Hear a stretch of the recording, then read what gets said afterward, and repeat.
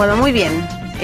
Además tengo que decirles que el Twitter se está calentando y yo le voy a hacer las preguntas que ustedes me están enviando a través de Facebook y a través de Twitter para el general Marco Miyashiro. Hoy día se ha creado el Escuadrón Génesis, se va a dedicar exclusivamente a capturar sicarios y marcas. Eso es lo que ha dicho hoy día el ministro del Interior, Wilfredo Pedraza.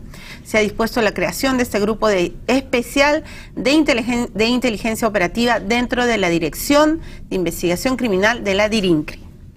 Buenas noches, general Miyashiro, ¿cómo está usted? Buenas noches, señorita Mileros, y muchas gracias por sus palabras. Y en primer lugar quería aclarar que le agradezco por la referencia que hace a mi persona, pero eso fue el resultado de todo un grupo, un equipo de trabajo que fue el Grupo Especial de Inteligencia. Un grupo al que todos los peruanos le estamos agradecidos y por eso creo que los peruanos sabemos reconocer cuando la policía cumple con su labor y cuando finalmente nos salvan de las garras. Yo le quiero preguntar esta noche a usted, que es un especialista, ¿este Escuadrón Génesis es el principio de una buena estrategia política para reducir la acción de sicarios y de marcas en nuestro país? Dependerá mucho del espíritu y de esa vocación de servicio que tenga este equipo. Recuérdese que cuando se creó el GEIN, el Grupo Especial de Inteligencia de la DIRCOTE, eran conocidos como los cazafantasmas y todos se burlaban de ellos. ¿Por qué? Porque se hacían los seguimientos, no se capturaban a las personas, hasta que después de acumular los elementos probatorios, se lograba, con la captura, la intervención, la participación del Ministerio Público, obtener condenas ¿no? muy bien sustentadas. Este grupo, yo le deseo la mejor de las suertes, y a diferencia de otros generales de la policía que han hecho una mala referencia y han tildado de enlodar esto, no. Este grupo, si logra cimentar su espíritu de trabajo y logra crear la mística necesaria, estoy seguro que va a poder combatir. Pero debe tener en cuenta también el señor ministro que inteligencia requiere de un presupuesto muy especial, ¿no? Inteligencia más presupuesto es igual a información valiosa. Por lo tanto, si no le va a dar presupuesto, entonces sí tendremos... Es lo mismo que nada. Es lo mismo que nada. Usted ha sido director nacional de la policía y hoy día el general Jorge Flores Goycochea es la autoridad principal. ¿Cómo ve usted? Usted sabe de la fuerza policial. Usted ha vivido, usted ha crecido ahí, usted se ha formado, usted sabe quién es quién. Explíquenos cómo es este nuevo general, porque el general Salazar nos estuvo meciendo, nos estuvo mintiendo. Él, por supuesto, salió muy ofendido, salió gritando, pero lo cierto es que no cumplió con su trabajo. Y ahora está el señor Jorge Flores Goycochea. ¿Me puede explicar si usted confía en él? Claro, yo sí. El señor Jorge Flores Goycochea es un excelente general.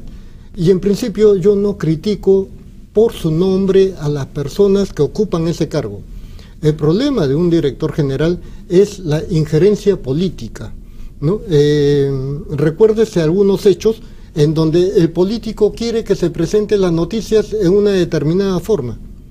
Y si el director se deja llevar por esos condicionamientos políticos, va a fracasar, ¿no? El policía debe ser un ente eminentemente técnico, basados en la criminalística, en las ciencias forenses, etcétera, pero no debe de ceder a esas tentaciones políticas que le dicen enmascarar cosas. Hemos tenido el caso de los pistacos, por ejemplo. Que es una vergüenza lo que pasó. Las reuniones en Cachiche, en la bruja de Cachiche. Pero era el mismo general Salazar. Bueno, yo no quiero mencionar nombres, pero la gente se acuerda y esa es la injerencia política.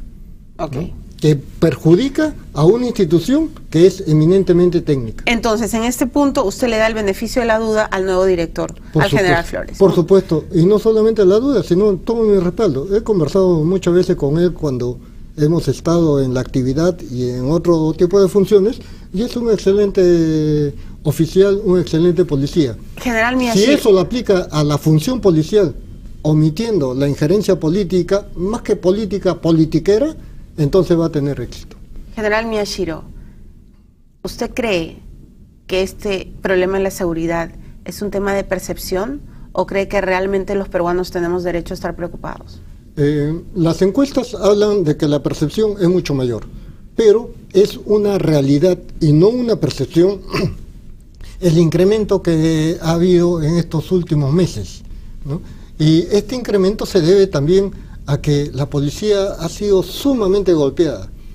Todavía el personal que se encuentra en actividad no se ha percatado del grave perjuicio que le ha creado el paquete legislativo que precisamente para reforzar la seguridad ciudadana se ha emitido en el mes de diciembre del 2012. Por ejemplo, el sistema remunerativo, ¿no? Eso le va a crear muchos perjuicios porque, le pongo el ejemplo de nuestra heroína en Magdalena, la suboficial Grosso. A ella la han ascendido póstumamente y muy merecido a suboficial superior, pero su pensión no va a ser de suboficial superior.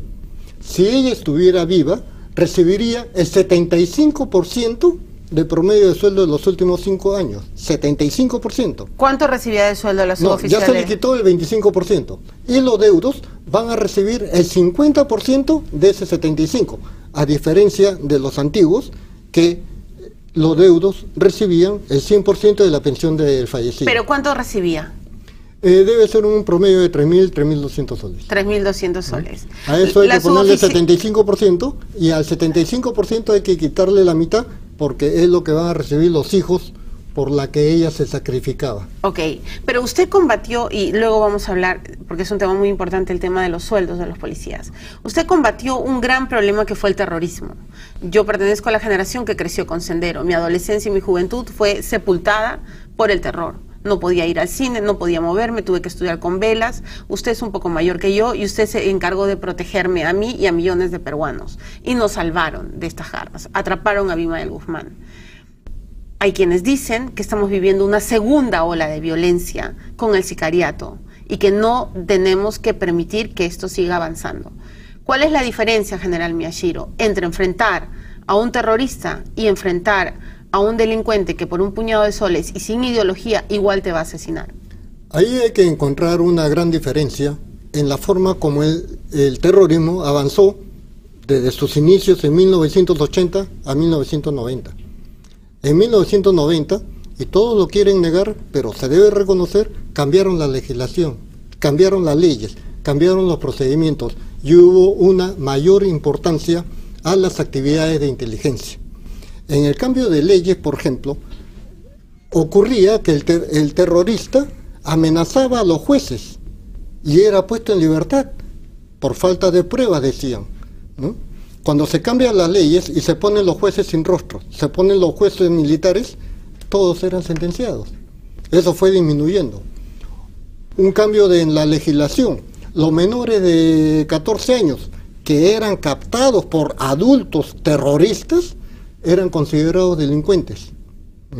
Entonces, es una legislación sumamente drástica y que aparentemente, o quizás realmente, viola los principios doctrinarios del derecho internacional. Pero ¿qué era lo que necesitaba nuestro pueblo peruano? Leyes duras, ¿no? Y si no toman esa decisión política de poner leyes duras ahora, el Perú cada vez se va a ir agravando más y más hasta llegar a situaciones caóticas como las que ocurre, por ejemplo, en los países del norte. ¿Usted siente que estamos viviendo una segunda ola de violencia tan o parecida a esos años de terror, o estamos exagerando? Usted está organizando una marcha por la vida, seguridad, sí, por la seguridad. Por la y vida. yo la felicito, porque verdaderamente en hechos reales y no en percepciones, la violencia se ha incrementado terriblemente en nuestro país. Entonces no estamos exagerando. No es una exageración, porque vea usted, me habla de sicariato, modalidad que se ha importado de los delincuentes mexicanos y de los carteles colombianos, ¿no? Pero también tenemos las extorsiones dentro de lo que es construcción civil. Exacto. ¿No? Colocar una granada de guerra en la puerta de un ciudadano para después extorsionarlo pidiendo dinero y que ellos prefieran ceder ante la delincuencia. Las extorsiones que se dan en el norte, en Chiclayo, usted acaba de tocar un punto neurálgico que muchas veces los peruanos no nos enteramos. En construcción civil hay unas bandas organizadas que extorsionan a ingenieros, arquitectos. Si no contratan a quien se tiene que contratar, entonces hay una extorsión y al final tienen que ceder ante el chantaje del delincuente. Claro, y ellos tienen que pagar mensualmente un cupo, ¿no? Caso contrario se van a ver agraviados. pero pregúntese usted por qué los delincuentes de construcción civil todos portan armas y una gran parte tiene licencia expedida por la ahora Superintendencia de Control de Armas y Municiones de Uso Civil. ¿Por qué? ¿Cuál es su respuesta, general? Porque el delincuente que sale libre, ¿no?, borra sus antecedentes por respeto a sus derechos humanos, cosa que debería hacer, pero hay un abuso del derecho ahí. Entonces tiene que haber una discriminación para la expedición de licencias de uso de armas de fuego. No puede darse tan libremente. Tengo que ir a una pausa, pero es verdad lo que están diciendo últimamente, que a veces son los propios policías los que alquilan, malos policías, los que alquilan sus armas a los delincuentes para que luego puedan atracar como están haciéndolo. No solamente alquilan las armas, también dan protección y en otros casos dejan de ser policías y se convierten en asaltantes vistiendo el uniforme policial. ¿Hay solución? Sí, una drástica medida, ¿no?, y un control que debe ser permanente. Un ejemplo, cuando uno trabaja en instituciones con inteligencia que se dedican a la labor de inteligencia, periódicamente y de manera inopinada se le toma muestra de sangre para ver si es consumidor de drogas. Se podría hacer eso en la policía, por ejemplo, para evitar que la microcomercialización del barrio esté con la protección de un mal policía de la comisaría. Interesante. Interesante la propuesta, pero polémica. Vamos a ver qué es lo que dicen en el Twitter y en el Facebook. Estoy conversando con el general Marco Miyashiro. La gran pregunta es, ¿qué hacemos los ciudadanos? ¿Qué hacemos frente a este panorama? ¿Cómo nos defendemos? Claro, ya nos han dicho, si nos asaltan, hay que dar todo, ¿no es cierto? No hay que poner resistencia, obviamente lo material va a regresar, pero la vida no. Y entonces, un hombre como el general Miyashiro, que ha estado acostumbrado a defenderse, ¿cuáles son las recomendaciones de seguridad? ¿Cómo vamos a actuar en el terreno de la prevención? Esta y otras preguntas después de la...